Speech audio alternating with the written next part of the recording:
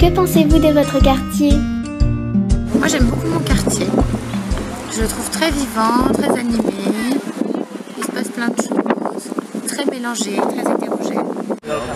Moi j'adore les maisons, mais sauf que j'aime pas quand il y a des foyers. Ben, moi j'ai peur s'il vient chez moi. J'aime bien l'école. J'aime bien jouer dans le parc, dans mon jardin. Et ce que je préfère, c'est de jouer avec mes amis. En fait, j'aime tout. J'aime parce qu'il y a beaucoup de choses, on peut faire plein de choses ici, on peut même jouer au parc. Bah, c'est plutôt agréable, vu qu'il y a des arbres, c'est plutôt rare ce Paris. Ben, ce petit square là, il est mignon, mais il n'est pas très grand. Il y a un petit square aussi devant l'école où vont mes enfants, mais qui n'est pas très grand. Je trouverais ça chouette qu'il y ait un peu plus de verdure, plus de surface de verre, des pelouses où on pourrait s'allonger, un peu plus pour respirer. Pensez-vous que l'environnement est respecté dans votre quartier? Bah, je trouve que c'est assez propre. Il y a des poubelles pour jeter les déchets. Ça va? Là, je suis très très dégoûté parce que tous ces quartiers-là est une vraie poubelle. Et malgré les efforts qu'a fait la régie, etc., et pour sensibiliser les gens, apparemment, ça n'a aucun succès, malheureusement. Voilà. Ceux qui ne respectent pas, ils jettent plein de choses par terre. Et ceux qui aiment bien la nature, au lieu de les jeter par terre, ils vont les jeter dans une poubelle. Je n'aime pas trop parce qu'ils jettent tout le temps des ordures. Oui. J'ai pas envie qu'ils se transforment en poubelle, les parcs. Je remettrai tout à la poubelle, oui. Et vous pouvez sauver la planète? Parce qu'il faut déjà trier les déchets. Je pense qu'il faut réduire les émissions en roulant moins, en utilisant des moyens de transport propres, des voitures propres, du vélo, les transports en commun.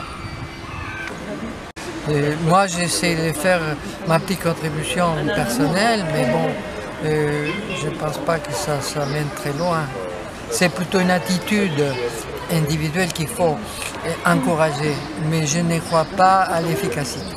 Je ramasserai tous les déchets de la terre. Est-ce que vous pensez que l'homme doit passer avant la nature? Je dirais oui et non, parce que la nature, c'est l'homme qui la dégrade ou ne la dégrade pas. Et c'est le comportement de l'homme qui fait du bien ou pas à la nature.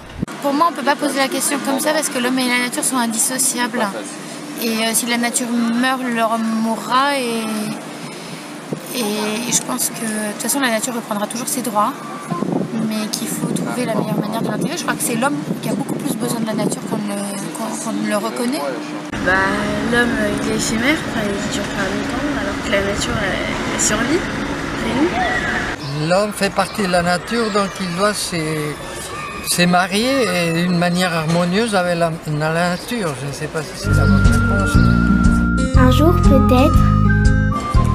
Je pense que dans les droits de l'homme, il faudrait rajouter que chacun devrait pouvoir voir un arbre par sa fenêtre.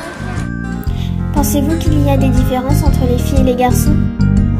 Il y a des différences naturelles, biologiques, qui sont bien présentes, mais pour la plupart des choses, non, il n'y a pas de différence.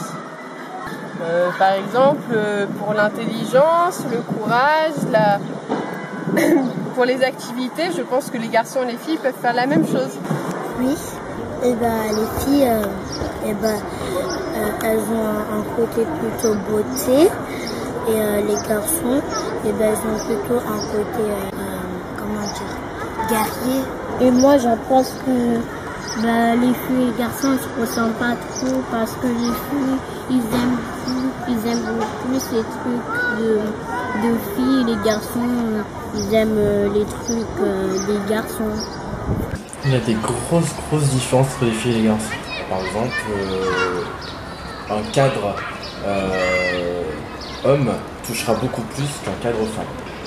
Parce que les filles se font de la bronzage et puis les filles et puis les garçons font de la boxe. Les garçons, ça aime la bagarre et ça aime la méchanceté des fois.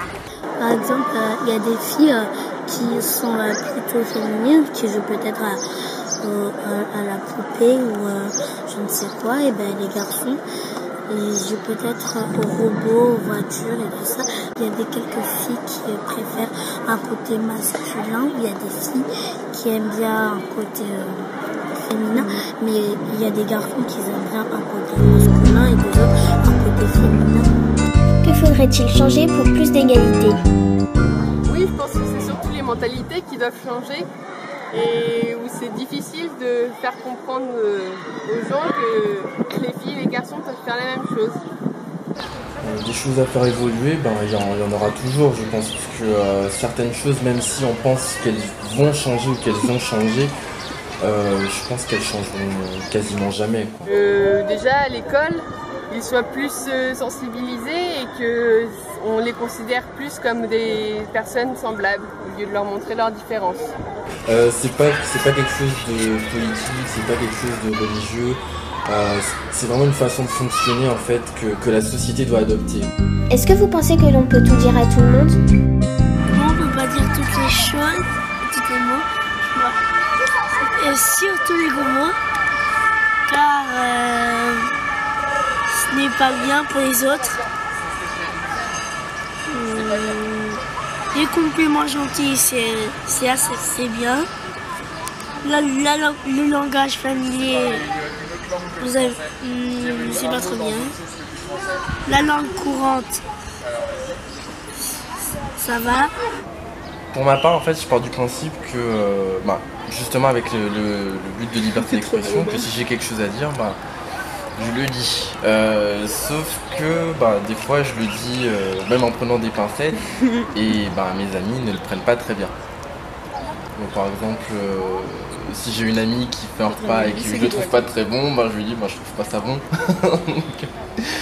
Il y a des trucs qu'on peut pas dire, les gros mots, il y a des trucs méchants et il y a des trucs qu'on peut dire que gentil, je t'aime par exemple. Dites-nous quelque chose dans une langue étrangère. Arigato, en japonais. Hello, you and speak English? Ni hao.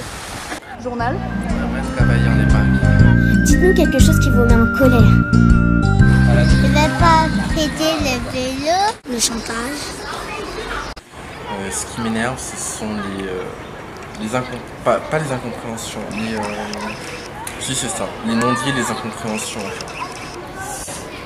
En colère, l'injustice. Dites-nous quelque chose qui vous fait rire. Ah, ça veut dire parce que je suis content.